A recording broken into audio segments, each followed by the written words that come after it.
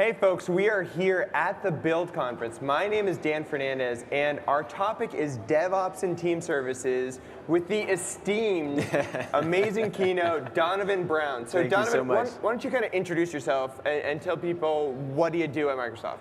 My name is Donovan Brown. I am a senior DevOps program manager here at Microsoft. So I'm responsible for the DevOps vision that we have on Team Foundation Server and on Visual Studio Team Services. Okay, so for folks who didn't see the keynote, definitely check it out. Give us kind of a recap. What are some of the big things that we announced in the keynote? And you gave a talk as well that people can see as well. Yep. Kind of what are the big things that were announced in the DevOps and Team Services space at Build? Well, one of the big things is obviously the Xamarin, right? Xamarin, boom. Yeah, Xamarin was huge, not only from the development perspective, but also from the test perspective, because we have an extension that allows you to actually use the testing framework that we showed as part of your continuous integration build. So every time you build your code, you're actually able to upload that code to the test cloud and run it on physical devices. This is something that's really difficult to do if you don't have a technology like the test cloud. And if for folks who don't know what test cloud is, what's the quick recap of what Xamarin Test Cloud is, or what it does? Xamarin Test Cloud is a service that provides access to thousands of physical devices. So what it allows you to do is take the code that you've just built using VSTS and upload the actual code so that it gets installed on physical devices. And then what you're able to do is then run automated tests against those devices. Just imagine, as a developer, I might carry a Windows phone, I might have an iPhone on my desk, but there's so many different types of phones and so many different types of resolutions. Right. How am I supposed to test on all of those? Well, the Test Cloud gives you the ability to test on all of those different form factors and make sure your app works there correctly. So the way you would kind of recommend folks is, okay, I got my app, am I doing this as part of the CI process? Back to that, like, my app is ready to go, continuous integration, now let's go run my test? Absolutely. We want to treat mobile like we would treat any other piece of code. Okay. If you're writing a Windows service, you would run your unit test as part of your CI build to make sure that you have a high quality piece of code. I only test in production, so that's kind of been the meme here. So. Bad Dan. Okay. Yeah. That's okay. Yeah, so we want to run tests as often as we can and as early in the process as we can. So we want to run them against our mobile devices just like we would run them against our code if they were running a class library or something like that. And these are UI tests. This is not like a unit test where I'm making sure that the string replace works. Exactly. This is a full UI, full integration test, right? This is where we're actually using the application like we normally would on the phone, literally clicking the buttons and interacting with the forms just like a human being would. All right, yeah, so which is another thing. So how do you actually record those things? And is that the output of that recording programmable, right? Like a good idea is like, geez, I got 4 apps, they all do the same Facebook login, and I want to have that core recorded, like you start thinking about almost factoring your tests. Sure. Possible? So what ends up happening is they have a product called, or we have a product now, Yeah. Xamarin is now us. So we now have a product called the Xamarin Test Recorder. Right. And the recorder is a really cool piece of technology that does it generate code? Yes. But I don't have to write code to actually generate automated tests. I just use the application like I normally would. Kind of, for folks familiar with Web Test Recorder, it's very similar, very similar. So what you do is you just basically either connect an emulator, or you can actually connect a physical device to your computer via USB, and then start using your application. And this process, this application is monitoring all the actions that you take, and is generating C# code for you. So you can everything is code, so that way if you really want to do the whole refactoring and everything else. And also you can take that code and check it into your version control, and then use it as part of your continuous integration build. Okay, so and I think one of the other parts is now you got your app, you know it's working, if you will. Right. And actually probably one of the coolest features that I remember from the keynote was the playback and recording part. Do you want to quickly talk about that? Because that seemed like really interesting where like if you have some issue, you can actually see the video of something crashing as Absolutely. So after the test cloud gets your binary and runs your test, it understands what actions it took. And what you can do is you can click on any action of your test and see all the devices that you tested against and what screen they were on at that particular time. So those are just images. But you also get a full recording, so that you can actually see the individual typing in, or the automation typing in the characters, pressing the buttons, and what screens came up. Because sometimes you need to see that interaction to be able to diagnose what actually happened. So they give you both, right? We give you the pictures, and we actually give you a video, and we give you detailed logs for the test, detailed logs for the device. the ability to diagnose what went wrong is just unparalleled with what we're offering. Yeah, so when I think about some of the logs, I think about things like application insights as well. Right. Where like, hey, maybe I'm recording the information because I want to see how the application is performing as well. How do those things kind of integrate? Like, do I have like a separate test key for AI and I'm kind of recording the information, or what's kind of the way to set that stuff up? Well, for mobile, we're kind of moving towards Hockey app as our way to basically monitor those applications. So if you're looking for crash analytics of an app that's in flight, that's actually on a person's device, if you want user analytics, session data, that's all now coming through Hockey app, which was another acquisition that we made recently. Okay, so sorry, what are the key things Hockey app does again? Just Hockey app will allow you to get crash analytics. Okay. It also helps you distribute your application to your actual users, right? Because that's the part where I normally think of Hockey app as the app distribution model. Absolutely, that's what it did first and does very well and continues to do for us today. But it also does crash analytics. It also does user metrics, so it'll tell you how many users are using your app, how many new users you're getting per day. It even tells you how many sessions per day you're having. So just because I downloaded it doesn't mean I'm using it. But when we actually track the sessions, we can actually tell you how many people are using your app every day as well. That would be a sad number for my apps, yeah. I know, right? I feel the same way. I think I'm the only person who's downloaded and uses my app, so it's pretty bad. Yeah, there was a very interesting statistic actually. In some stores, they had a list of downloads by application, and there was this really long tail at the end that had 0 downloads, meaning the creator of the app didn't download his own app. Didn't download their own app. So if you get at least one, you're above the long tail. Interesting. So now when I think about how do I plug, okay, so I've gone through the CI, my tests run. Tell me about the Hockey app integration into team services itself. Like, how do I set that stuff up? Perfect. So both the Xamarin inclusion and the Hockey app come through what we call an extension. Okay. And an extension is a way for anyone to package up functionality that they would like to add to Visual Studio Team Services. And Hockey app and Xamarin have both done that. So what we get when you install the Hockey app extension is a task. And this task can be placed in our build or in our release. And that task is the one that actually says, I see you have a binary for me, and you want me to upload this binary to Hockey app. And then once we do that, our release system is pretty much done. It says, okay, I've taken the binary, I've given it over to Hockey app, and now Hockey app springs into life and says, okay, I'm going to notify all of our testers who are running this application that there's a new version. Okay. And then what we'll do is we'll show them the release notes for that particular version, and then the user will be able to then download that version. And these are testers generally, right? This isn't the way you distribute your app to your end users, it's the way you distribute your app to your testers. And then when the testers start using it, they can even give us feedback. So maybe the app didn't crash, but I don't like the way that that function works, or I don't like the way that that image is being shown. I can send that feedback directly back to the product team. Okay, and so when I think about Hockey app, I thought, tell me if this is wrong, one of the things it allows you to do is do like pre-release. Like I would almost say like canary testing for mobile apps. Like maybe that's not a great way to say it, but basically some way to distribute pre-release versions to end users. Does that exist? If they register themselves as a tester, then yes, they would be able to. You just need the Hockey app on your phone, and then you need to be registered to a team in Hockey app, and if that team decides to give you the bits, then you'll be able to get those bits there as well. And you can actually have different rings of testers. I might have alpha testers, which might be a dozen guys. I might have beta testers that are 200 guys. Sure. And what we can do using that task and release management is first distribute it to the alpha testers. Oh, that's awesome. And then if I get an approval through release management, I will then turn around and distribute it to our beta testers as well. That gives you a much bigger group of people that are using your application. And the key for distribution is install the Hockey app, and that's where you get your app. Once you have the Hockey app installed, then you'll be able to see all of the teams that you're a member of, all the apps that they're actually monitoring,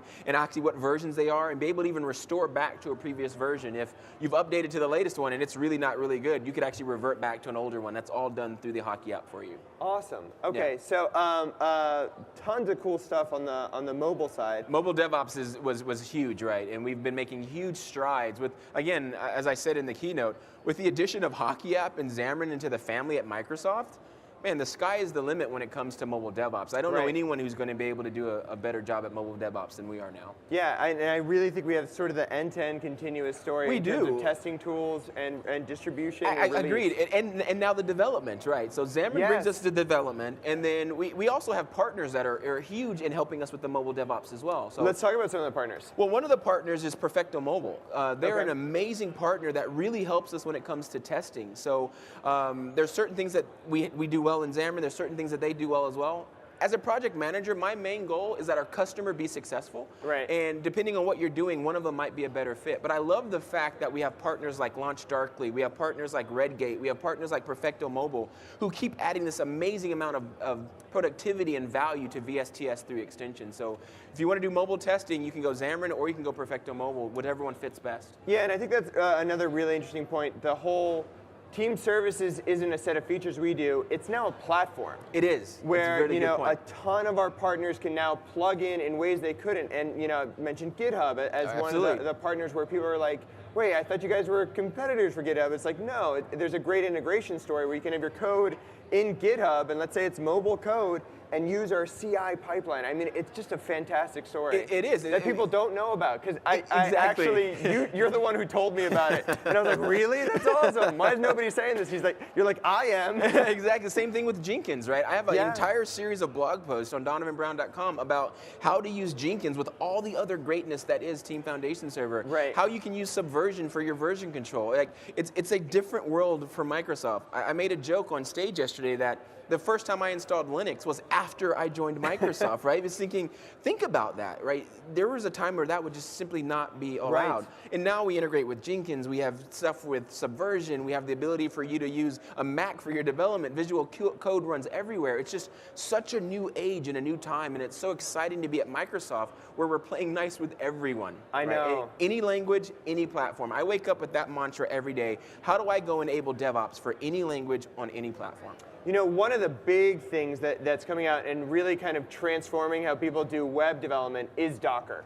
Oh yeah, Everybody's for sure. saying, it's like the word that's stapled on. It's like, oh yeah, we have a database. No, we have a Dockerized database. We have a Docker image, you have a container that's running it, exactly. Yeah, it Dockerized everything. And what's funny is even the SQL Server team, when they released their SQL Server on Linux, they did it in a Docker container. Awesome. Which was, just kind of crazy for us to think about. And so some of the cool things that you and I had been working on back in the day was ways that if you want to use Docker, having extensions that allow you to do that. So why don't you give kind of like a recap, because a lot of people don't even know this capability exists. Right, I mean, you actually introduced me to Docker, right? I watched your Channel 9 series, and then I came and found you and said, remember I said, give me a brain dump on what Docker is, because I want to go do this demo where we actually use VSTS and Docker together to do a full DevOps pipeline. Well, there was a lot of friction when you and I first started doing that, right? The volume of PowerShell that we needed, the tools weren't really where they needed to be. And what's really beautiful about VSTS is I didn't have to wait for someone else to go fix this problem. I took the knowledge that you gave me, I picked your brain on multiple occasions, and I went and I wrote my own extension for Docker. And then, so it has tasks to allow you to run them, it has tasks for you to allow you to stop them, to be able to push them to Docker Hub. I mean, everything that I wanted to do in my DevOps pipeline, there's now a task that lets you do that very, very easily. Right. And what ended up happening is I showed my manager, and he's like, this is awesome, let's take this and put it in the box. So I know that extension is now being demoed here at Build, and is going to be made available to everyone so that they can all use that stuff to go to Docker. And I think the key part is, look, just build your ASP.NET app, take the app, and leave the Docker to us. This thing, leave Docker to us. I want all of take my app, put it in a container. And here's my host. Maybe it's on Azure. Maybe it's on another cloud. Doesn't matter to us. We do not care. Exactly. It could be on-prem. It does not matter to us. Exactly. And everything just works, even with Docker Compose. So you start thinking about like, okay, I'm not just running a single container. I need to spin up several containers that integrate together. Exactly. So Compose was the part that the team added right after I handed it off to them. So it's complete now. It is ready for prime time, and I'm really excited to see that extension come out. Yeah. So and this goes back to some of the back to the extensibility. So the way you built this, because you actually did, for lack of a better word, the first prototypes on these tasks. For folks that are looking to even think about, maybe I could do this integration, what are some of the ways to start? I know there's the VSO tasks project. Yeah, there's a lot of stuff in GitHub, right? So what's interesting is all the tasks that you see us producing inside of VSTS, they're all open source.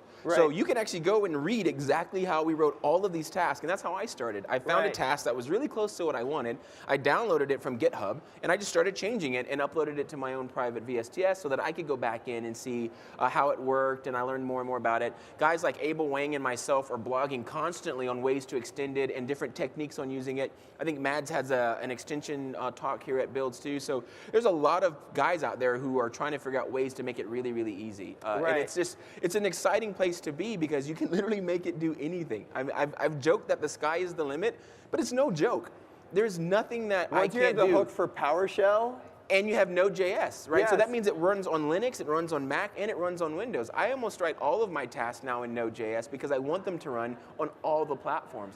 And with Node.js, I can run PowerShell, I can run, if I'm on a Windows machine, I can go and call a REST API, right? Which opens up the entire world for me. I've played with different like key stores and like that, like the, the Key Vault in Azure. Right. I wanted to store secrets there, and I was able to pull them down into my build using tasks that I wrote. How did that go? It actually went really well, and I found out that I wasn't the only guy doing that, right? Okay. So I now tweet before I write, like, hey, has anyone played with this? Because I saw someone tweeted at me that, hey, Donovan, I just did this amazing Key Vault extension. I'm like, man, I'm glad I know, because I can stop working on mine now and just use yours. Great. Because even people who aren't organizations can share their extensions, and you can download them and add them to your VSTS. So let's actually take a step back, because Key Vault's kind of interesting for folks to kind of wrap their heads around, where you had things like configuration or secrets, a connection string. Yeah. And what does Key Vault do, and when do you kind of use it? Key Vault is a way for you to securely store your information so that it's not floating around in your source control, right? If you can't lock down your source control, you could literally have really protected passwords just floating around where any developer on your team can actually go and do a get, and then boom, I see the keys to the kingdom. Right. What we can do instead is actually store that in a strongbox or Key Vault that is a one-way in, and it's hashed, and there's no way you're getting that stuff out unless you have permission. So it's a really secure way to have sensitive data hosted for you outside of your CI system, yet accessible from your CI and CD system. And from the CD system, because a lot of the access is based on Active Directory, are you building like a service account, or how's that stuff? I use service principals. Service principal, yeah, and we're going to make that a little easier to do in the future. Creating a service principal right now, being completely transparent, it's harder than it should be. Okay. Several of us blogged that these are the steps you go to create a service principal, but that is the entity that you can then use to access your Key Vault and get their proper creds and things like that. Yeah, and when you start thinking about, like, I'm going to have sort of the separation of things, you see like folks building, hey, let's build for dev, test, staging, prod, where they're building, maybe it's Docker hosts and a copy of Key Vault here, like where they're almost having like the ARM template model where the whole infrastructure is kind of cloned between dev, stage, test, staging, correct. prod. In your Key Vault, you can actually have different containers in your Key Vault. So I don't know that I would stand up a Key Vault for dev, QA, and prod, because I can also tag my secrets. So there's several different ways. I mean, I don't know that there's a wrong way and a right way. Whenever I go and talk to customers, I first listen for a really long time to figure out, okay, how do we best use this technology to fix your problem? Because cookie cutter solutions don't really work very well. So I don't know. I'd have to look at a customer scenario and determine how many vaults we would have and containers and things like that. But you can model it any way you want, which is the beautiful thing, right? There's no way that won't work. It's just which way works best for our particular customers and instance. Yeah, I mean, that's probably some of the other interesting things. It's, when you start thinking about how configuration changes and configuration changes over there. The other interesting part where folks were asking for was, and to completely put you on the spot, hosted build, where now that we are Linux and Windows we love company, Linux here at Microsoft. Hosted build support for Linux. Is there any update there? Not an update. We're still obviously trying to figure out ways to make that work. We host Linux as happily in Azure as we do Windows, and there's a lot of Linux workloads. We just have to figure out the best way for us to be able to stand those up and maintain those. It's a lot of work to maintain a hosted agent for you, right? Keeping everything up to date and making sure that it's ready and available for you. So there's ways that we're investing to figure out how we're going to solve that for you, but it is on our roadmap. Okay, yeah, and I think the other part is the whole, for folks who do need that and want full control of their builds, that I didn't even know this capability existed, where you can have your build private controllers agent. Can be on-prem. Yeah, they're called private agents, and you get one of them with every account. So what you can do is you can choose whatever platform you want, Windows, PC, or Mac, and you can basically install the agent on that machine and register it with your VSTS. And there you have full control. You can install whatever tools you want, enable whatever capabilities that you need, and then all of a sudden, every time you queue up a build, it rushes down and builds it on your agent, even if it's behind your firewall in your network, which is a really powerful concept, because now I can deploy using VSTS to on-prem assets, which a lot of people don't even realize. Yeah, a lot of people didn't realize you could do that. It's one of those things where team services isn't all about cloud. It's not, and I think it's positioned that way, and a lot of people are under the misconception that if I move everything to VSTS, I must be targeting Azure only. But just because your code and your build and your releases in VSTS, you can target any platform anywhere. Even if you're trying to use AWS or someone else's cloud, there's no reason you can't get there using VSTS or Visual Studio Team Services. So Donovan, this has been awesome. Thank Love you. it. Where should people go for more information? Obviously, you can go to visualstudio.com. And Twitter plug? Oh yeah, I'm at Donovan Brown, and I tweet all about this stuff all the time. Perfect. All right, awesome. Thank you, Donovan. My pleasure, This has been Dan. great. All right, Really appreciate great. it. Thanks, folks.